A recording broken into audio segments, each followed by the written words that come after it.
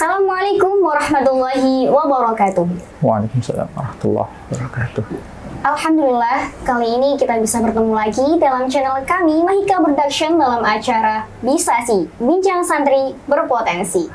Kali ini kita akan melanjutkan pembahasan kita mengenai seni-seni Islam dari pesantren, dan kali ini kita akan bahas seni tilawah. Dan pada kesempatan kali ini saya tidak dengan Azza lagi, tapi bersama dengan salah satu alumni Pondok Pesantren Hikam yang berprestasi dan berpotensi dalam bidang seni tilawah. Siapakah itu? Di samping saya sudah ada Cak Asdaqofila. Assalamualaikum, Cak. Waalaikumsalam warahmatullahi wabarakatuh. Oke. Ya, sebelumnya mohon maaf nih, mau dipanggil apa nih? Cak, Ustadz, atau Mas, atau Kang nih?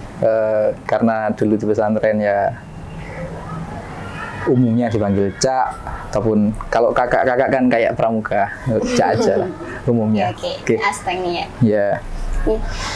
Saya jelaskan dulu.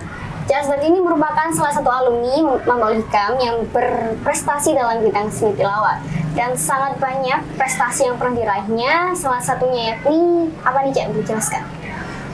Untuk yang terbaru aja ya. Boleh. Yang terbaru saya alhamdulillah menjuarai juara 1 bidang tilawah pada MTQ MN di AMLI Universitas Negeri Jakarta. Oke, itu untuk yang terbaru. Lalu untuk tahun sebelumnya juga sama di tingkat nasional menjuarai juara 1 MTQ MN di Hima PAI Alma-Ata di Yogyakarta. Oke, itu yang terbaru juga. Ini masih di tingkat kabupaten, yaitu musabaqah Tartilil Quran dengan Saba'ah tingkat remaja di Kabupaten Sidoarjo. Alhamdulillah juara 2. Sebelumnya juga banyak prestasi yang diraih ya. Alhamdulillah. Iya, pasti banyak sekali bisa hingga pernah ke nasional nih, Cak Asdaq. Untuk perlombaan yang diadakan oleh Kemenak ataupun kementerian lainnya belum pernah. Cuman dalam tanda kutip kami mengikuti, saya menjuarai di tingkat nasional itu individual dan mewakili kampus. Kayak seperti itu. Baik. Nah, dari seni prestasi yang diperoleh nih pasti ada ketertarikan dalam seni tilawah. Apa sih ketertarikan Cak Asdaq sendiri dalam seni tilawah sehingga berkecimpung dalam ya seperti itulah. Oh, ya oke. Jadi kita bahas kilas baliknya dulu ya. Boleh. Jadi awalnya ketika saya dulu itu di pesantren, awalnya minatnya itu ke seni tulis Al-Quran. Kalau kalau kita bisa sebut ya khot atau kaligrafi. Pada awalnya karena terobsesi kepada kakak saya juga alumni Pondok Hikam, beliau juga aktif dalam mengikuti perlombaan. Lalu pada tahun pertama itu mengikuti ekstra kaligrafi. Setelah liburan, insya Allah kalau nggak salah itu liburan Ramadan, awal tahun pertama di pesantren, pulang dites bacaan Quran sama ibu, sama ayah. Nah, ceritanya begitu. Lalu ya adalah komen ya kan, masukan dari orang tua itu. Lebih baiknya itu kamu belajarnya itu seni tilawah aja, seni suara, cara membaca Al-Quran yang baik dan benar. Soalnya kalau kaligrafi udah ada kakak gitu loh. Oh gitu, saling melengkapi gitu ya? Biar saling melengkapi gitu. Baiklah. Jadi untuk kelas 8, naik ke kelas 8, barulah mulai ada motivasi untuk mengikuti pelatihan-pelatihan tilawah. Ya, motivasi pertama dari dukungan orang tua. Pastinya. Ya, tentunya dukungan orang tua. Lalu motivasi yang kedua, banyaknya para qori pada saat itu di pesantren yang booming ya kan. Jadi termotivasi ikut. Awalnya itu pelatihan hari Jumat. Dulu itu ada banyak ya. Contohnya kayak yang vokalis Sokunada Mas Azhar juga ikut. Lalu ada juga vokalis Sokunada juga itu Mas Abdul Jalil juga. Itu atas kakak tingkat saya. Juga termasuk vokalis nih? Enggak, kalau saya enggak. Jujur saya enggak. Jadi hari Jumat sama hari Rabu itu mulai mengikuti. Lalu ketertarikannya itu sehabis latihan itu gimana ya, kalau kita bisa bilang itu kok gini-gini aja ya, ngikutin ekstra itu. Kalau gini latihan di hari H sama guru terus pulang ke kamar nggak ngapa-ngapain, ya kapan bisanya gitu loh. Akhirnya aku pakai metode yang diberikan sama Ustadz Mustain pada saat itu. Kalau latihan itu jangan hanya di masjid ataupun di kelas, kalau bisa di kamar sehabis sekolah atau sehabis maghrib atau sehabis ngaji gitu. Jadi latihan sendiri gitu. Ya, latihan sendiri. Akhirnya ya kelas 9 mulailah mengikuti perlombaan. Alhamdulillah belum bisa juara. Kan coba Itu lagi pertama. Iya. Selanjutnya bisa mengikuti Porseni Alia itu kelas 10. Alhamdulillah menjuarai juara 1 tingkat kabupaten, mewakili di Madura. Di sana belum beruntung. Nah, alhamdulillah, tapi kan berusaha. Iya. Ya. Terus pengertian seni tilawah sendiri menurut Cak Asta itu apa sih? Seni tilawah. Kalau kita boleh bilang, umumnya kita kan mengenal membaca Al-Quran itu banyak metode ya kan. Kalau yang banyak orang bisa itu contoh kayak yang dengan tartil, murotal, kita sebut murotal. Ada yang dengan mujawad atau yang kita sebut dengan tilawah. Perbedaannya itu dari irama, tentunya irama dan tempo. Irama dan tempo, lalu pada pembawaannya, karena pada tilawah menekankan dari dasar ke atas. Dalam tingkatan taksonada itu dari bawah, dari nada rendah ke nada tinggi. Tapi kalau murotal itu dari nada tinggi ke nada rendah. Nah, perbedaannya di situ.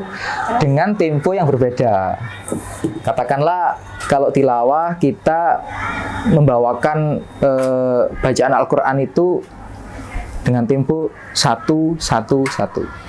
Ketukannya gitu ya? Tek, tapi lambat. Kalau di murotal itu cepat. Tek gitu. Oke. Itu sih untuk pengertian dari tilawah sendiri. Lalu baik dari murotal ataupun tilawah juga persamaannya nih. Ada 7 lagu yang biasa dipakai oleh para qori A. Apa aja 7 lagu? 7 lagu itu yang pertama yang sering kita dengar atau yang kita pakai itu Bayati, lagu Bayati, Nawam Bayati. Boleh dicontohkan sekalian nih, Cak? Ya, alhamdulillah, ya, boleh. Kan kita belajar bareng, sharing barengan gitu.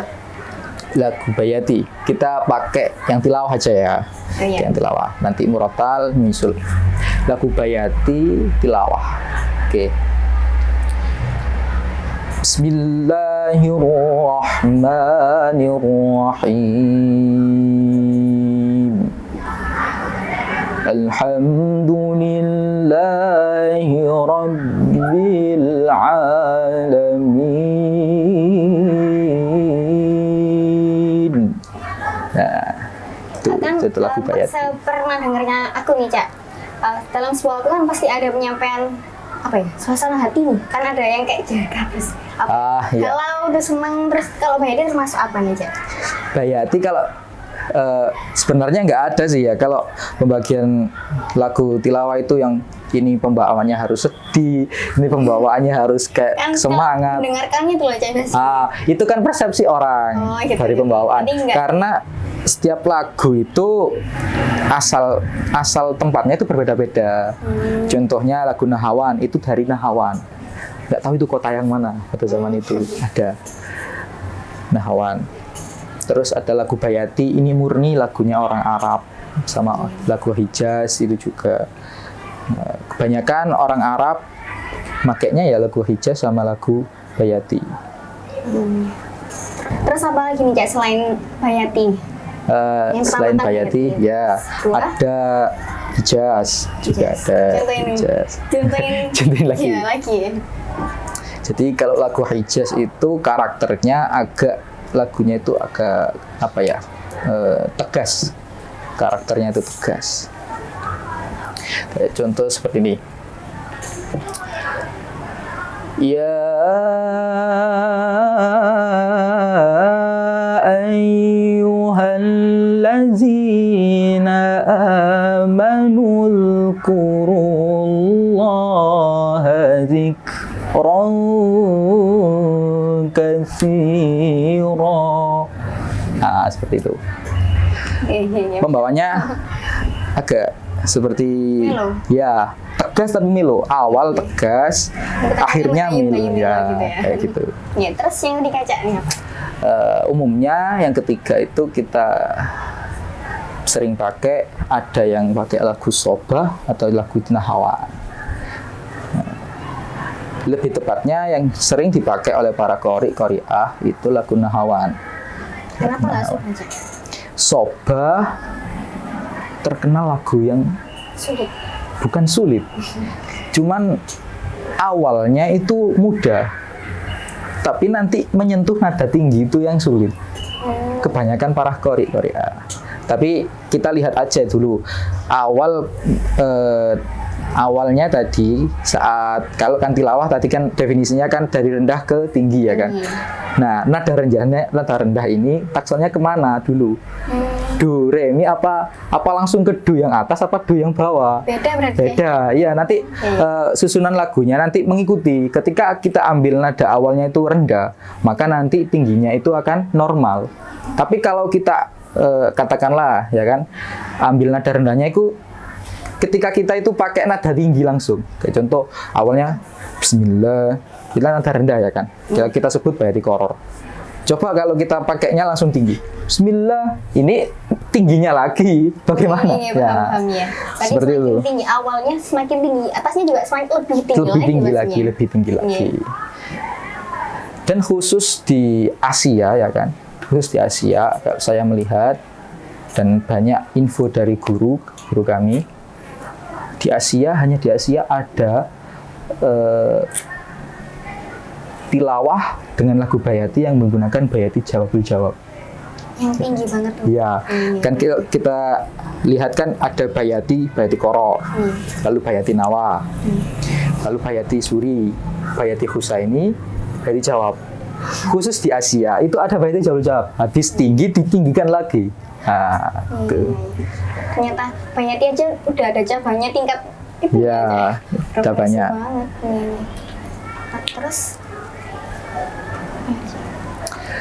jadi kita kembali lagi ya yang ke nahawan tadi yang sering dipakai oleh para qori'ah.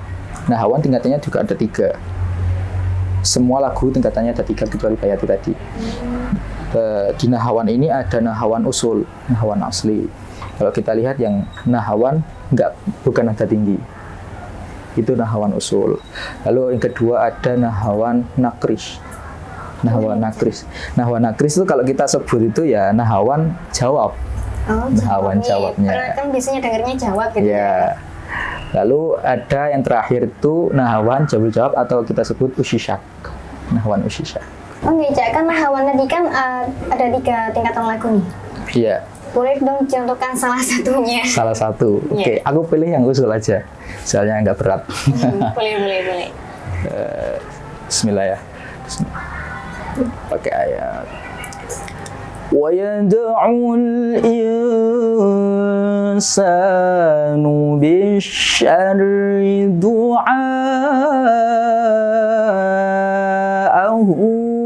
bil khair wa kana al-insanu ajula. Nahawan usul. Oke, lanjut. Ada lagu keempat ya. Sering kita dengar itu sehabis nahawan atau soba tadi adalah lagu kelima ya kan berarti. Itu sering dipakai oleh para qori'ah itu lagu rosh. Lagu rosh. Rosh yang kita sering dengar itu kalau Imam Sudes. Nah, kalau merotal ya kan, Imam Sudes itulah pakai lagu rosh. Lalu setelah lagu Rosh, kita bisa kenali juga ada lagu Sika. Lagu Sika, lalu yang terakhir ada lagu Ciharka. Boleh dong contohin lagi Nah, setiap lagunya? umumnya ya kan, kalau lagu Ciharka ini kita sering dengar itu lagu Milu. Milu. Nah, Boleh contohkan dong, Cak? lagu Milu. Oke.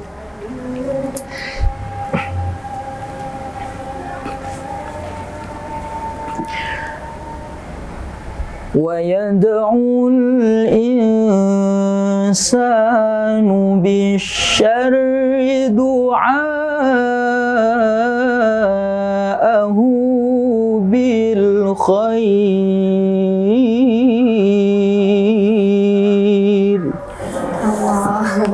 وكان الإنسان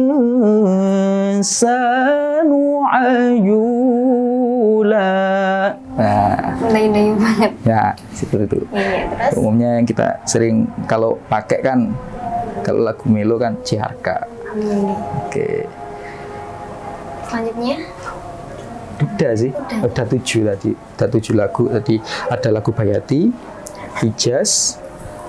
Lalu Hijaz ini gandeng sama Soba ya kan tadi. Ada yang pakai Hijaz sama Soba. Lalu Nahawan. Lalu ada Rosh, lagu Rosh. Ada lagu Sika, lagu Ciharka. 7 jadi. 7. Tapi yang umum untuk tilawah-tilawah? Untuk perlombaan tingkat remaja biasanya minimal ada 3 lagu atau 4 lagu yang biasa diambil oleh para qori A sebagai peserta, ya umumnya lagu Bayati, lalu Hijaz, Nahawan sama Ros, ataupun biasanya juga pakai Bayati, Soba, Nahawan sama Ros. Sika sama Ciharka jarang sekali dipakai. Jarang lagi Soba ya? Iya, Soba jarang juga sih. Biasanya habis Bayati langsung Hijaz. Betul. Banyak juga dari guru-guru kami kalau memberikan makro ya kan, kalau memberikan contoh juga pakainya lagu habis Bayati, lagu Hijaz, lagu Nahawan, terus lagu Ros. Umum dipakai. Umum dipakai. Terus apakah di seni tilawah sendiri ada ciri khusus nih? Cak? Ciri khusus, kalau aku boleh bilang sih, ciri khusus di seni tilawah terlihat dari koriknya ya. Tergantung karakter koriknya? Iya, tergantung karakter koriknya. Kalau kita boleh lihat kan, imam-imam masjid yang sering kita dengarkan atau sering kita lihat di kanal-kanal YouTube, ya kan? Banyak dari mereka kebanyakan sama dalam membawakan sebuah ayat, bahkan sampai lagu pun sama. Tapi kalau seni tilawah yang dibawakan oleh para qori A dalam setiap acara beliau ataupun itu dalam perlombaan memiliki karakter masing-masing, bahkan memiliki variasi yang berbeda-beda di setiap qori'nya itu. Gitu. Kalau ciri khususnya itu tergantung pada pembawaan sang qori'nya gitu ya. Iya, baik. Setelah pemaparan tadi yang dijelaskan sama Cak Astek nih, pasti ada kiat-kiat tersendiri untuk para pelajar pemirsa yang ingin belajar untuk menekuni seni tilawah. Seperti apa sih Cak kiat-kiatnya tuh? Oke, untuk apa aja ya kan? Pertama yang harus kita perhatikan yaitu tentang makharijul huruf dan tajwid atau kita sebut dengan ulumul Quran. Ulumul Quran. Sebaiknya bagi para pelajar atau mubtadiin, pemula untuk mempelajari seni tilawah, alangkah baiknya ketika ulumul Qur'annya itu sudah khotam ataupun pembacaan Al-Qur'annya sudah benar, ya sudah fasih, pertama fasih, tajwidnya sudah benar, ya kan? Khorijul hurufnya juga semuanya juga tepat, baru kita masukkan belajar lagu, belajar seni, cara membacanya ini kasih lagu apa. Lalu itu dari skill lisan ya, kalau saya bilang sebut skill lisan, karena keahlian lisan itu harus perlu dilatih.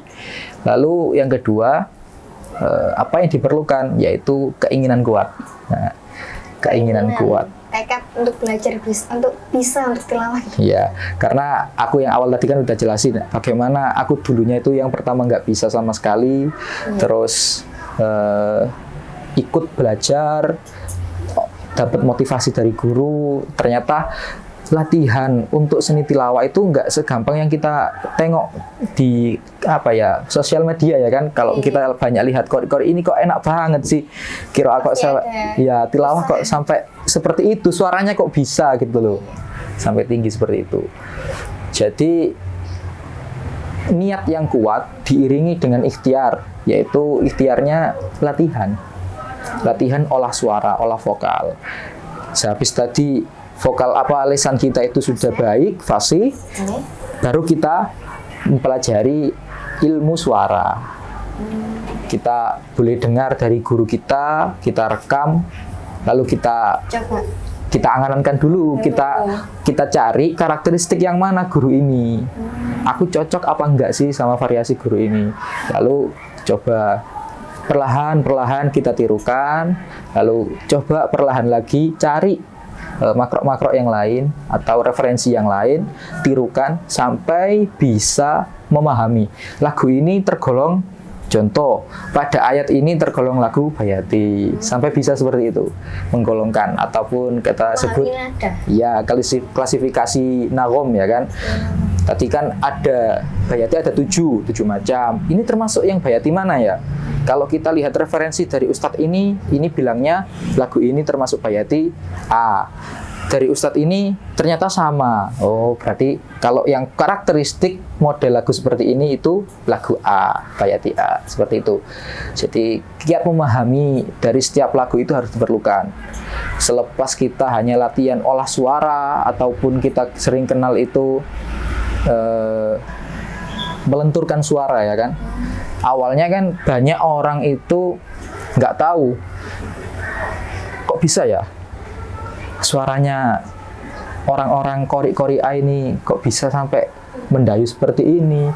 Lalu kalau kita sering bilang itu kalau di penyanyi dangdut ya kan pakai cengkok yang aneh-aneh itu kan, ataupun pakai vibrasi, ternyata itu bisa dilatih kan, bisa dilatih. Dengan keinginan yang kuat tadi, juga jam terbang pada saat latihan. Kalau kita bisa lihat, latihan diperlukan umumnya sehari 1 jam. Sehari 1 jam memahami 1 makro.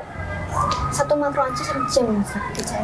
Ya enggak sih, dalam 1 makro ini minimal 1 hari itu 1 jam. Kalau ikut saya ya kan, kalau saya dulu itu malahan lebih dari 1 jam. Kalau saya dulu sehabis sekolah dinia jam 10, antara jam 10 sampai setengah 11 saya mulai siap-siap di sekolah, madrasah itu kelas kosong, saya pakai latihan tilawah sampai jam 11 ataupun jam setengah 12, berarti 1 jam. Itu pakai 1 makro itu saya pahami penuh, bukan 1 makro dalam 1 jam. Jadi 1 makro ini aku mana yang belum paham, oh ini, jadi 1 jam, dalam waktu 1 jam ini aku harus bisa. Kalau belum bisa nanti malamnya kita sambung lagi sehabis ngaji. Oke. Jadi habis cara kita memfasihkan lisan, bacaan, lalu suara, pengolahan suara, lalu yang terakhir yaitu mengolah mental. Ya, keberanian diri untuk tampil. Kan biasanya sampai grogi gitu, Cak. Iya, itu harus dilatihkan. Contoh, mengikuti kegiatan perlombaan, lalu mengikuti kegiatan-kegiatan ekstra yang udah disebar di setiap instansi. Kalau kita di pesantren kan juga ada ekstra kan. Kalau biasanya itu setiap anak itu disuruh baca, disuruh mencoba. Ayo. Diajar gurunya terus mencoba. Nah, itu jangan malu-malu. Itu dalam tanda kutip kita itu latihan untuk PD. Nah, oke, percaya diri lah. Udah sih, kalau dari aku 3 aja. Tadi lesan, terus suara sama mentalnya kuat, harus kuat. Oke. Udah, itu aja. Baik, ini dari pemaparan dan sharing kita hari ini, mungkin ada closing statement dari Cak Asep sendiri untuk para pelajar dan pemirsa yang ingin belajar seni tilawah. Boleh. Oke. Dari aku kasih 3 kata aja. Yang pertama yaitu dengarkan, tirukan, lalu lantunkan.